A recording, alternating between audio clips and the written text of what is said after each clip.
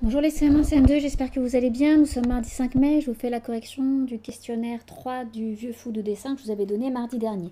Alors, revenons d'abord sur ce chapitre 3 qui s'appelle donc le chichi de Tojiro. Tojiro, on voit dans ce chapitre qu'il se prend d'amitié maintenant pour le vieux fou. En fait, il aime bien cette personnalité, il aime bien passer du temps avec ce vieux peintre.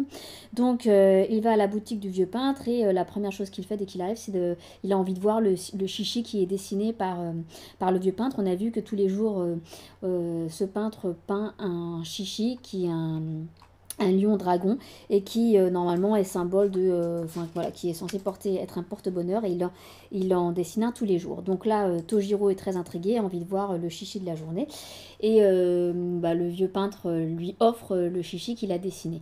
Tojiro est très content, et donc c'est le chichi dessiné par le peintre, et Tojiro en échange lui offre un gâteau de riz sans faire payer le peintre.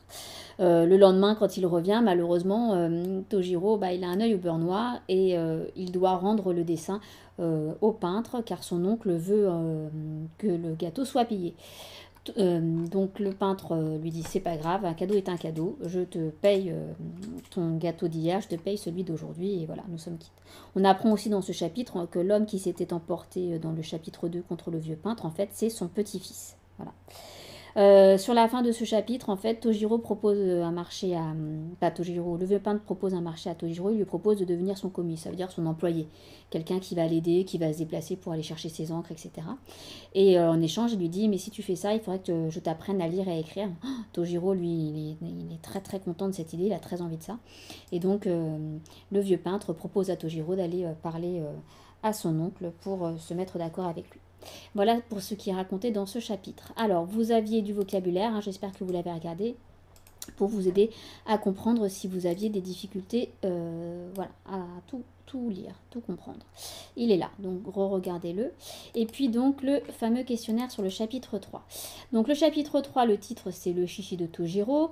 Alors qu'offre le vieux peintre à Tojiro? Le vieux peintre, il offre à Tojiro le dessin de son chichi du jour. Pourquoi Tojiro revient-il avec un œil au beurre noir? Un œil au beurre noir, c'est-à-dire ça a une marque autour de l'œil.